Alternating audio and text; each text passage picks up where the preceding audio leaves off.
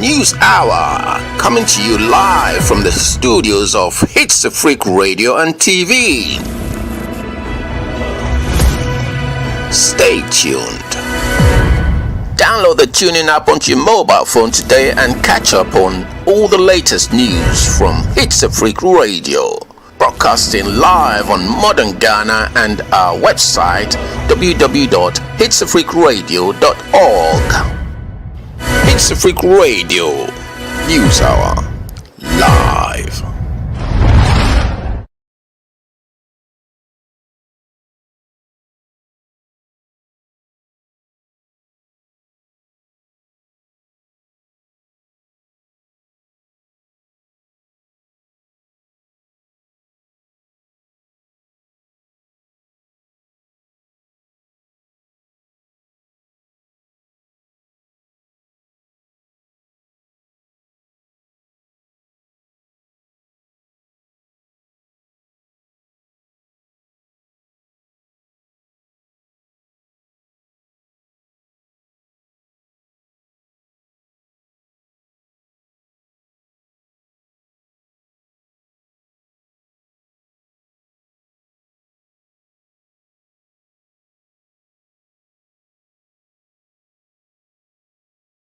The News Hour, coming to you live from the studios of HitzAfrik Radio and TV. Stay tuned.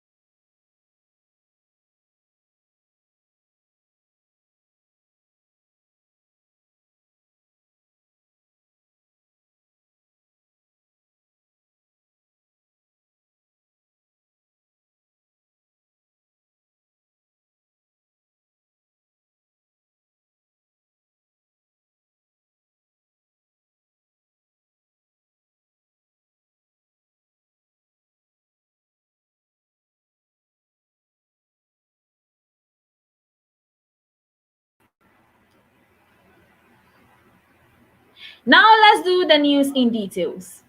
JRIDCO misinformed Energy Minister Bui as in Operation Fred Owari.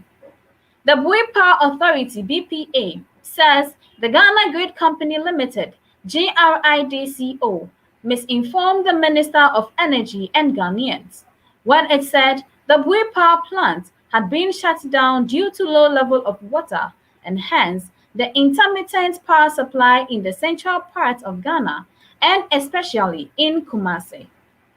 Following the intermittent power supply in recent weeks, JRIDCO, at a press briefing on the issue on April 1st, 2021, said the Bui power plant had been shut down because of low water in the dam, and therefore all the power the country needed was being generated from the coast, Tema, and Takrady. By reacting to the JRIDCO statement in an interview with Accra-based Joy FM on Tuesday, April 13, 2021, the chief executive of BPA, Mr. Fred Owari, said the claim by JRIDCO was misleading and added that we cannot be responsible for the current intermittent power supply in the country. Let me be bold enough and say that I think JRIDCO has misled the Minister of Energy in making such a sad statement because we sit here talking right now View is in operation. We have 3 units which works at 133 megawatts. The water is gone down without any doubt whatsoever, but this is not an unforeseen act. We knew this, and last year, when we submitted our supply plan, we indicated clearly that this year we will not be able to generate as much as we generated last year, and we've given them month by month how much we are going to. If there is a problem, let's talk about it.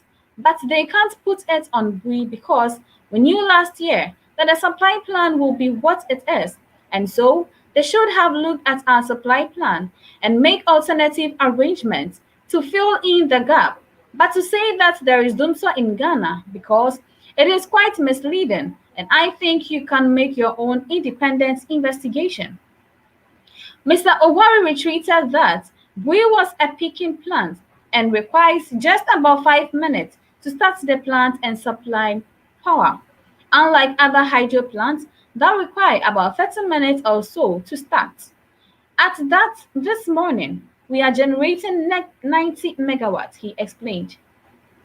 He insisted that the problem of intermittent power supply has nothing to do with Bui. He explained that Bui has a 3-year cycle, that 3 years ago, water was spilled at Bui for 10 days, and when they calculated, it was something like 600,000 US dollars, equivalent per day for 10 days. Last year, the rainfall wasn't as good as the previous year. This is the worst for the 3 years, and so we expect next year to be much better. These are things which are known and calculated. Now, it is for the system operator to say that if you are looking for, at peak, 2,800 megawatts to sustain the system and a generator number 1, Bui will give me 90 megawatts. What is the difference? The difference is 2,710 megawatts. Let me go and look for it from somewhere. If you don't go and look for it and you wait and your light goes off, you say that because of Bui's 90 megawatts.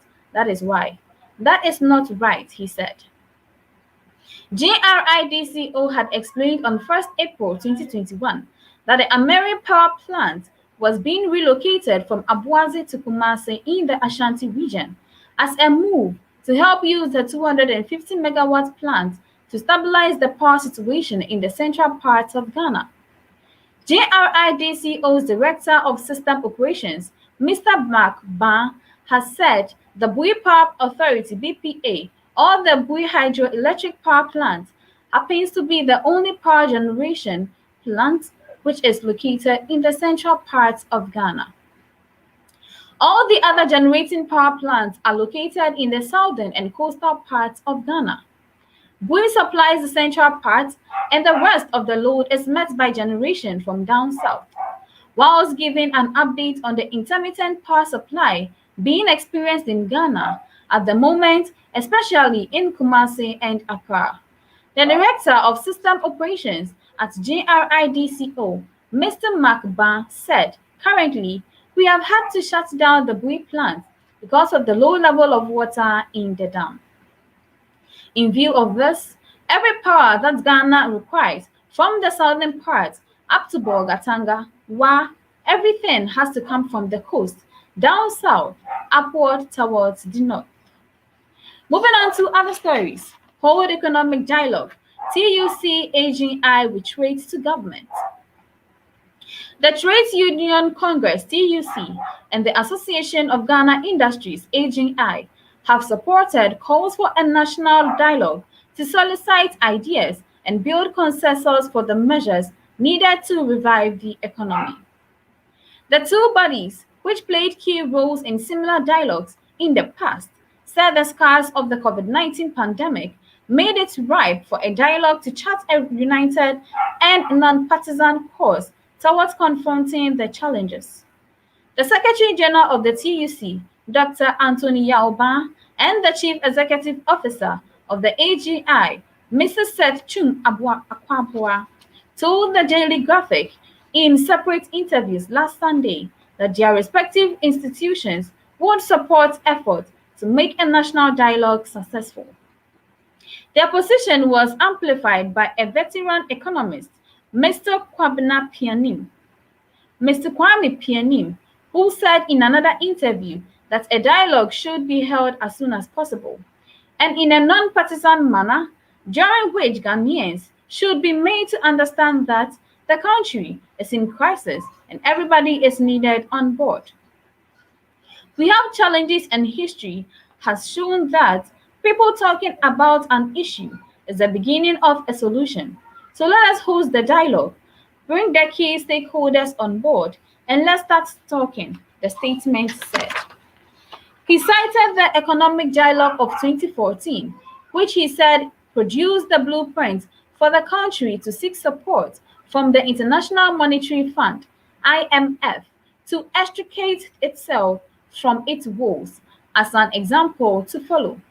The three executives in labor, industry, and economy were reacting to earlier calls by another statement, says Sam E. Jonah, in February this year and the IMF last month for a national dialogue to chart a united front against the scars of the COVID-19 pandemic and the 2020 general election. While says Sam, who is the Chancellor of the University of Cape Coast UCC, said a dialogue was crucial to mobilize talent and resources to confront the challenges. The resident representative of the IMF in Ghana, Dr. Albert Twana Mama, said it would help find an equitable way to share the economic burden arising from the pandemic, as well as secure ownership for the government's fiscal solidification program.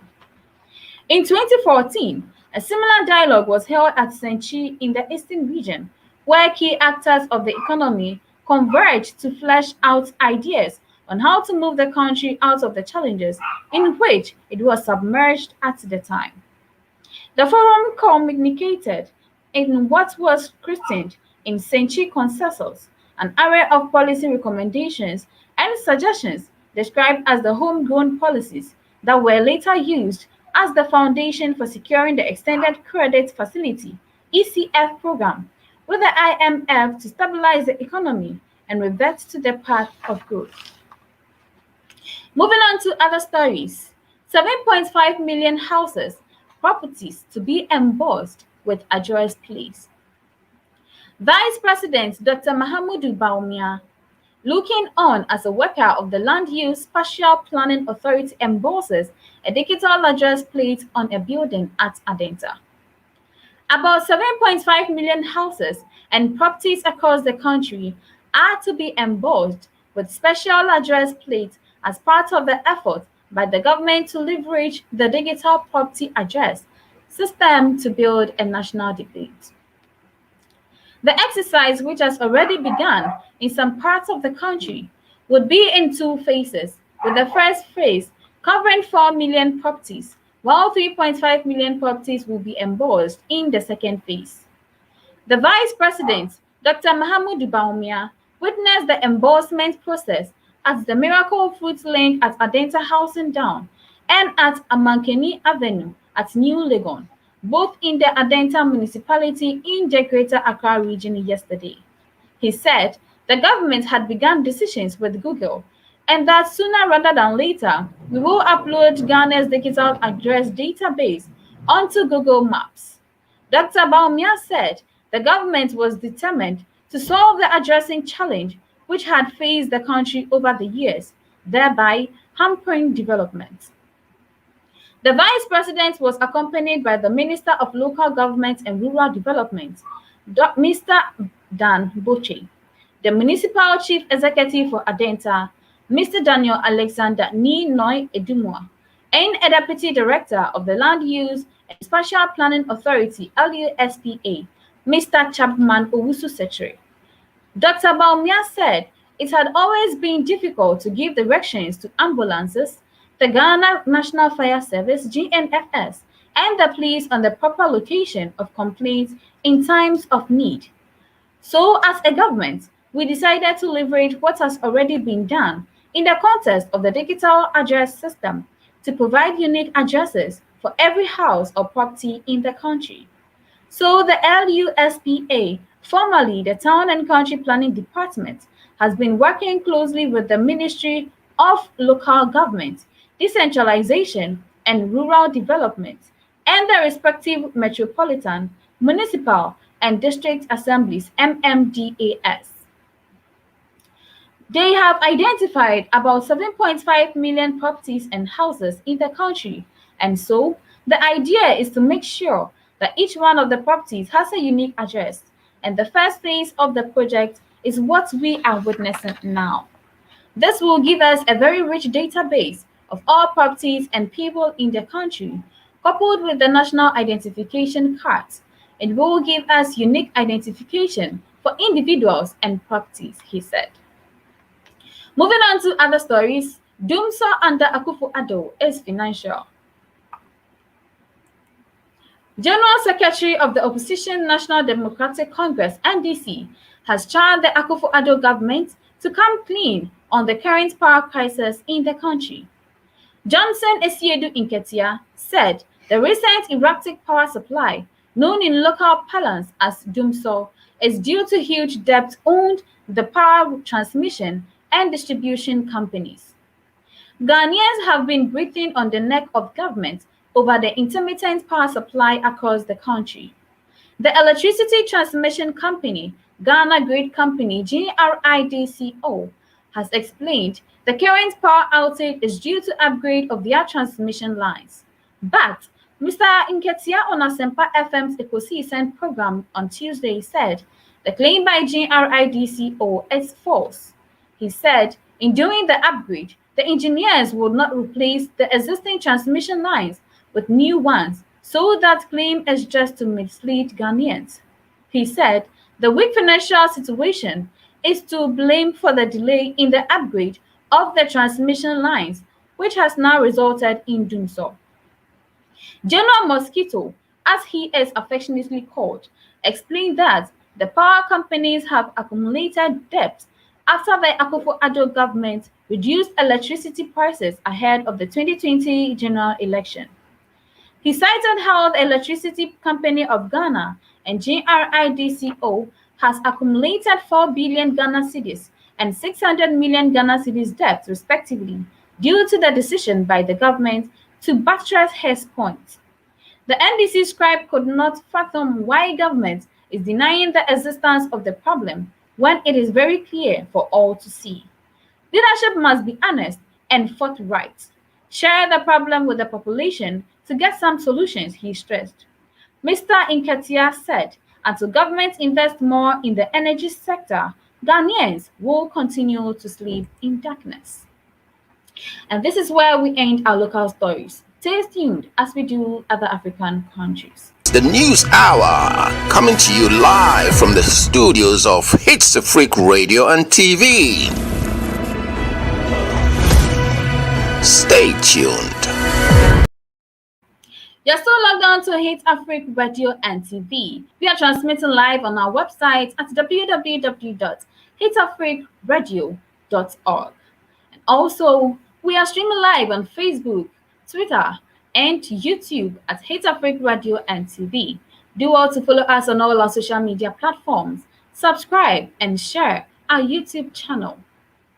Now let's do some other African countries. In South Africa, South Africa halts use of J&J vaccine over blood clot fears.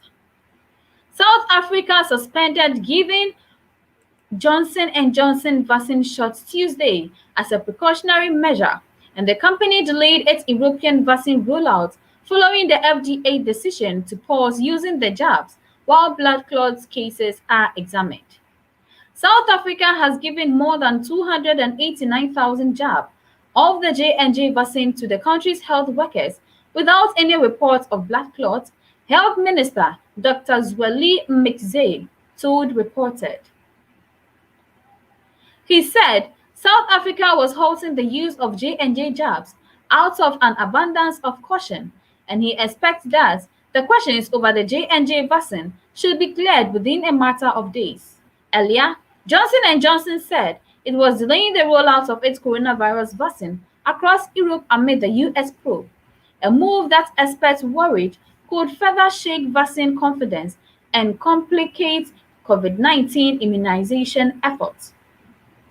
The announcement came after regulators in the United States said they were recommending a pause in the single-dose shot in investigate reports of rare but potentially dangerous blood clots. We have made the decision to proactively delay the rollout of our vaccine in Europe, Johnson and Johnson said. The delay is further blow to vaccination efforts in the European Union, which have been plagued by supply shortages, logistical problems, and concerns over unusual blood clots in a small number of people who receive the AstraZeneca vaccine, which is made by a process similar to the J&J shot.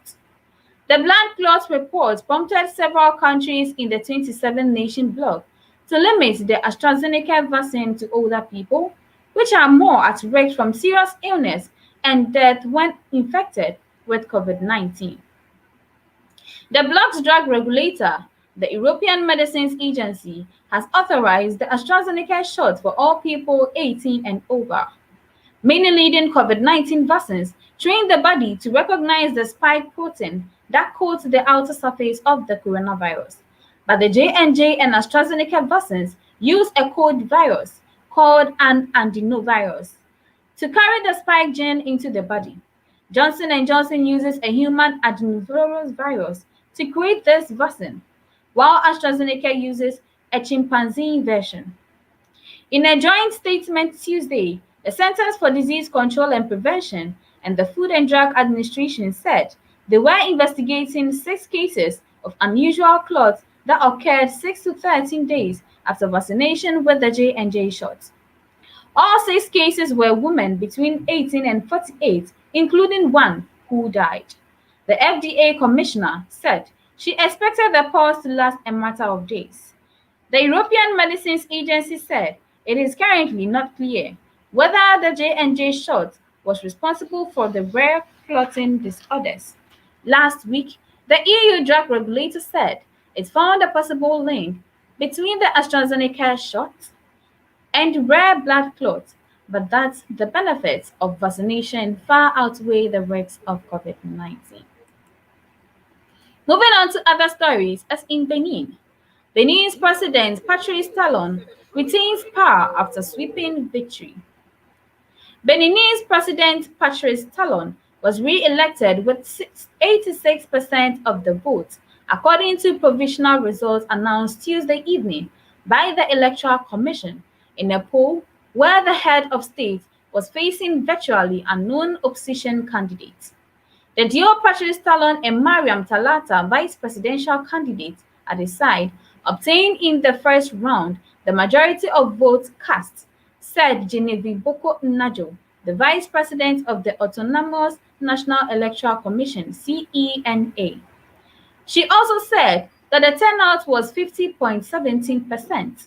For their part, observers from ECOWAS, Economic Community of West African States, said they had noted a low voter turnout, followed by a slight improvement, and those of the International Organization of La Francophonie, OIF, noted a relatively low voter mobilization throughout the day. The Constitutional Court will have to verify these figures in the next few days and will pronounce the final results. Patrice Talon, a wealthy businessman who made his fortune in cotton, has been accused of taking Benin in an authoritarian direction and of having no opposition in parliament, the Constitutional Court, or in the Commons, almost all of which have been won by the ruling party.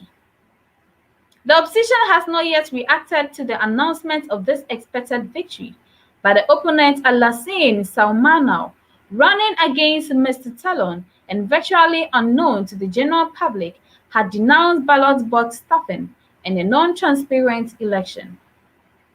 Reacting to his accusations and to videos of fraud posted on social networks, Alain Arouna, the government spokesman, assured Tuesday, shortly before the announcement of the results, that the goal of the perpetrators of fraud was really to discredit the electoral process after failing in their project of destabilization of the country, and assured that they would be prosecuted. Violence broke out last week and left at least 2 people dead in Save in the north-central region, the stronghold of former President Thomas Boni Iyayi, a major political and economic opponent of the current head of state. The election was cancelled in the neighboring towns of Chauro, Bante, and Hawese, announced the CENA, estimating that it could not be held in good conditions. According to an AFP journalist on the spot, the polling stations remained empty all day Sunday. Ballot boxes were sometimes burned by unknown persons, and people stayed at home after several days of tension and violence. The re-election of President Patrice Talon in the first round is no surprise, as the major opposition figures are either in exile, in prison, ineligible, or prevented from participating in the election. Opponents had called for a boycott of the election, denouncing it as a foregone conclusion, which the president facing himself. Moving on to other stories. Super Eagles captain Ahmed Musa rejoins Kano Pillars 10.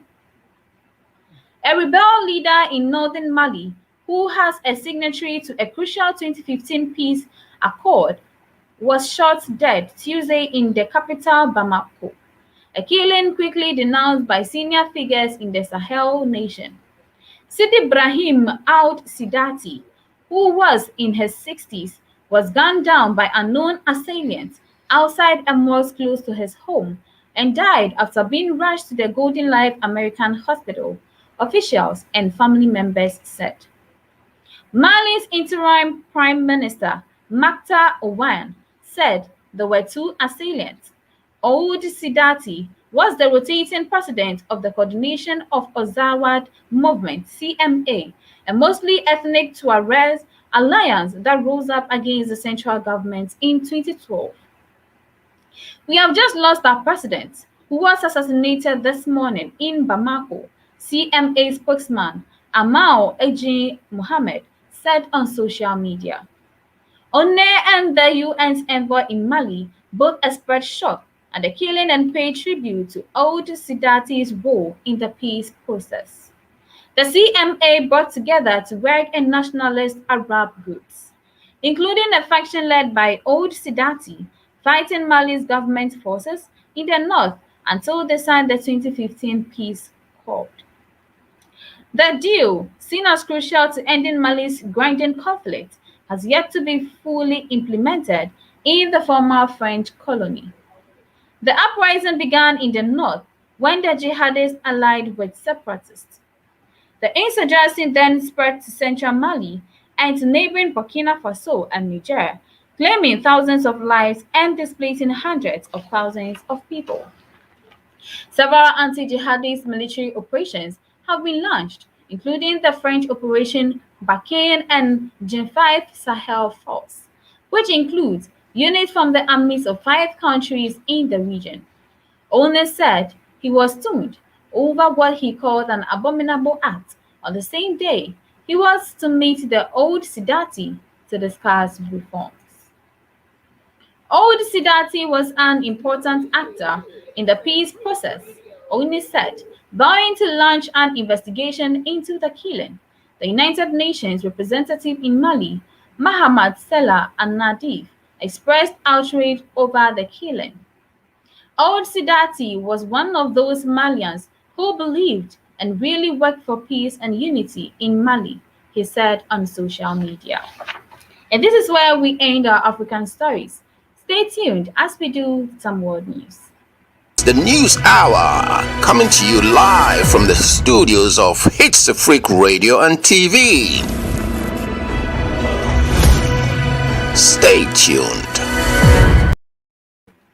You're still logged on to HitzAfrik Radio and TV. We are transmitting live on our website at www.HitzAfrikRadio.tv. We are also streaming live on Facebook, YouTube, and Twitter at HitzAfrik Radio and TV. Don't forget to follow us on all our social media platforms and subscribe and share to our YouTube channel. Now let's do some world news. Dante Wright shooting. Police chief resigns after black motorist death. The police chief of the city where a black motorist was killed has resigned along with the officer who shot him.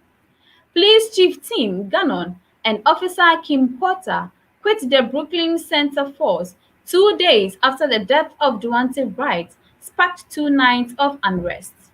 She says she mistook her gun for her taser as he tried to escape arrest. It happened in a suburb of Minneapolis, a city already on edge for the ongoing trial of an ex-police officer accused of murdering George Floyd last year. Speaking to reporters on Tuesday, Brooklyn Center Mayor Mike Elliott said that he had appointed 19-year veteran Johnny Gruen to take over for Tim Gannon. On Monday, Mr. Gannon had said that the shooting of Mr. Wright appeared to be an accidental discharge after Mrs. Porter mistook her service pistol for a stun gun. I appreciate the officer stepping down, the mayor said, adding that he hoped her leaving would bring some calm to the community.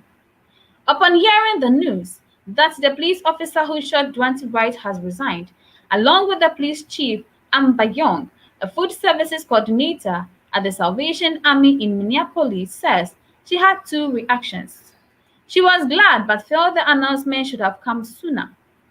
Standing outside the Brooklyn Center Police Department, she described how upset she has been without the actions of the police.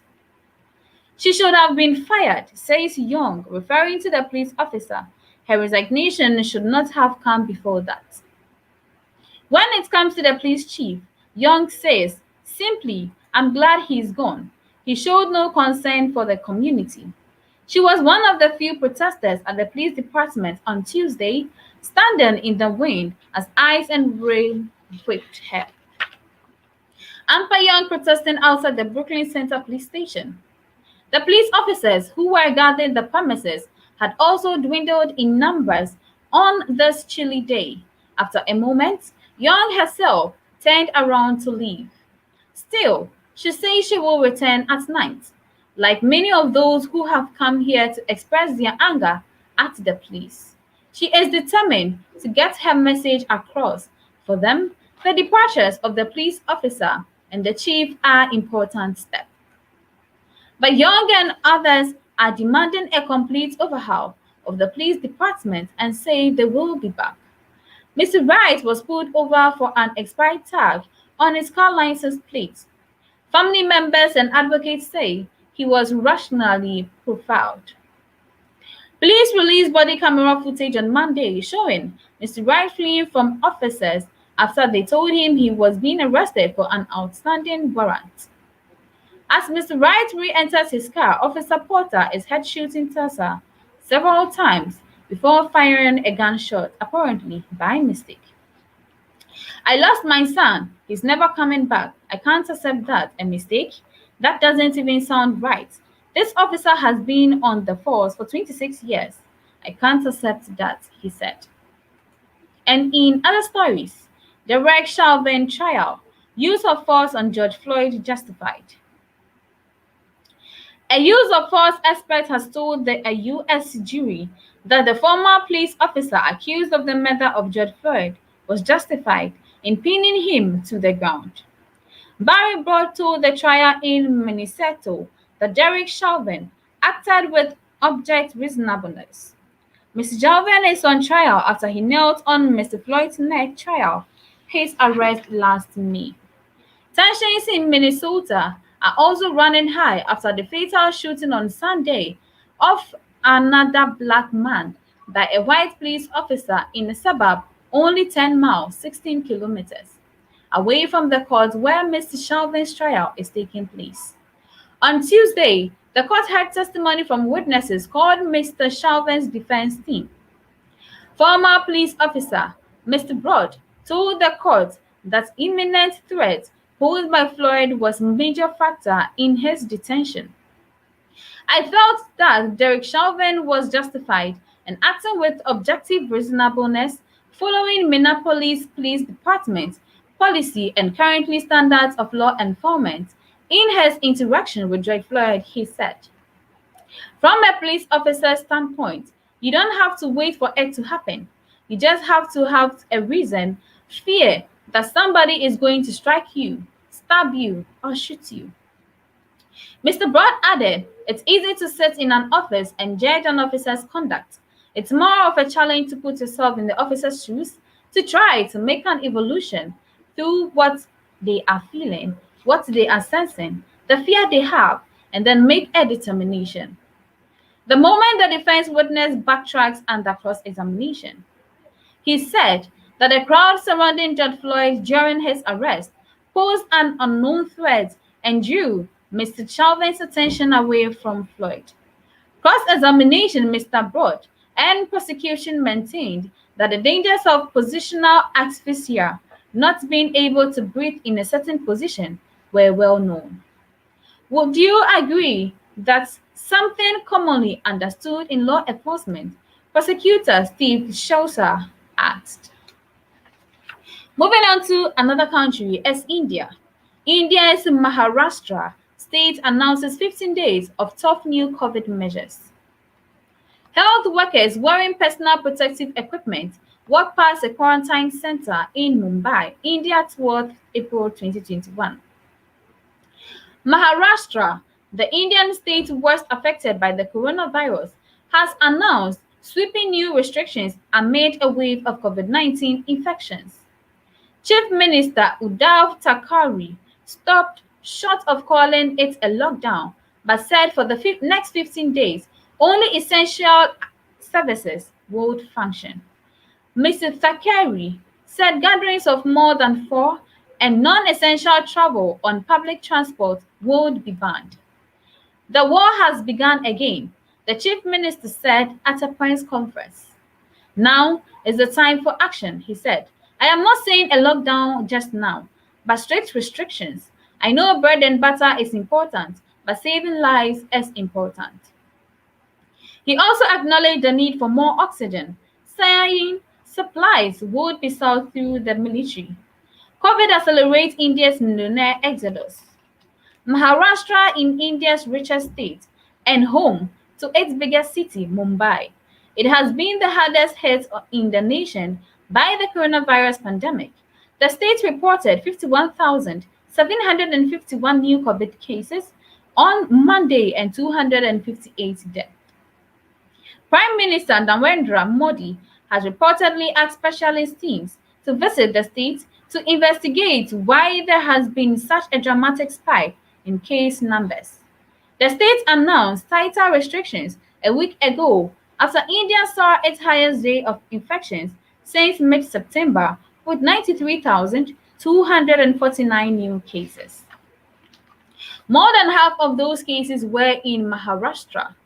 Last week's new measures, including a nighttime curfew and a ban on public gatherings, will remain during the new 15-day period. A man receives a shot of COVID-19 vaccine inside a vaccination center in Mumbai, India on the 12th of April 2021.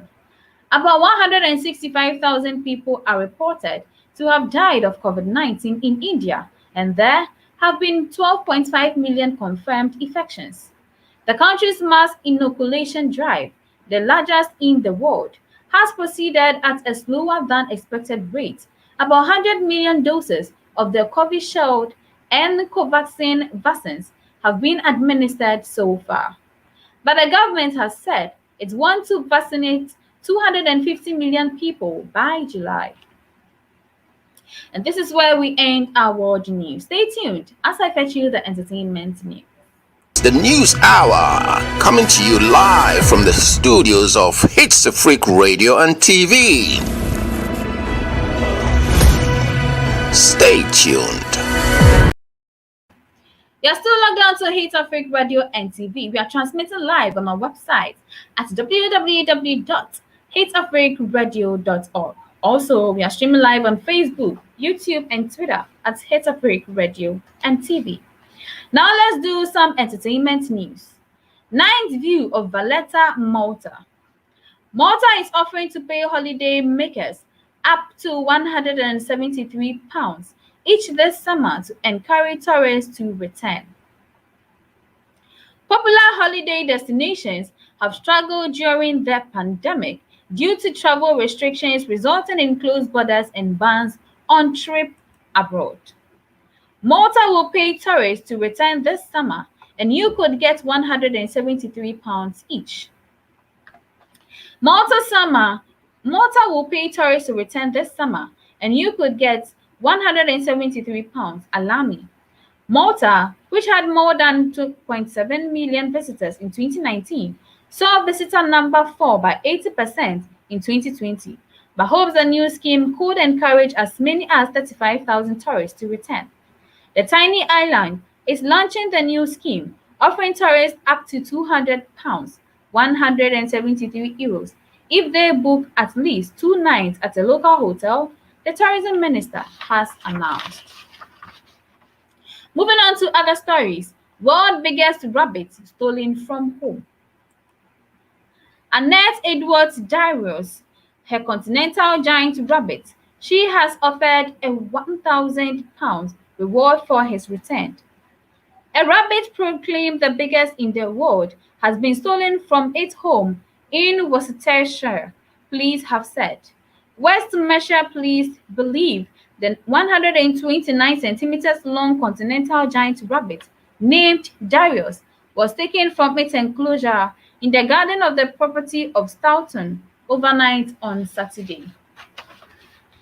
The rabbit was awarded a Guinness World Record in 2010 for being the biggest of its kind. His owner, Annette Edwards, has offered a €1,000 reward for his return, saying it was a very sad day.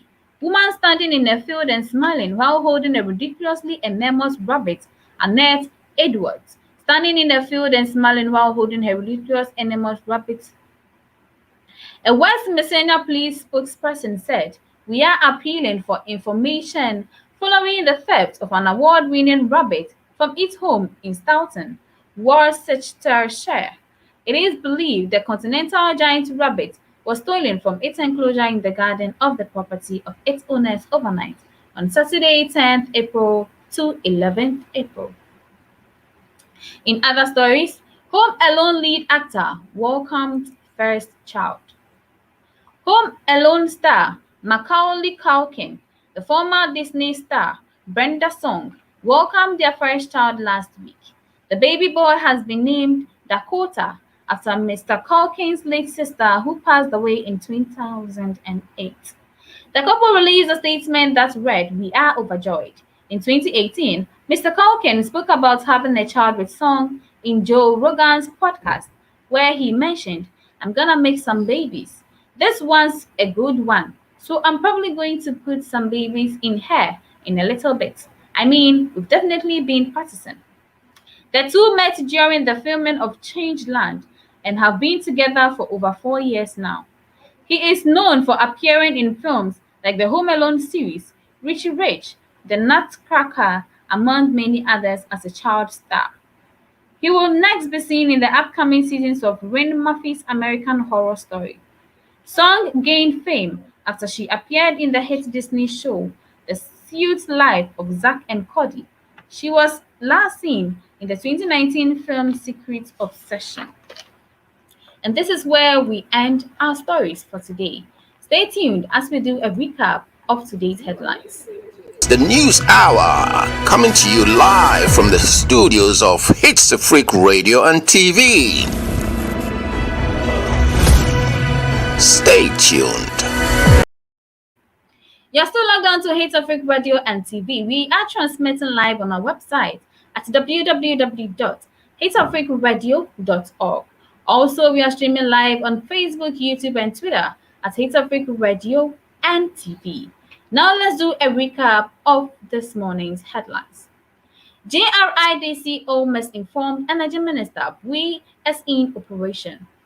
Hold economic dialogue. 7.5 million houses, properties to be embossed with address plates.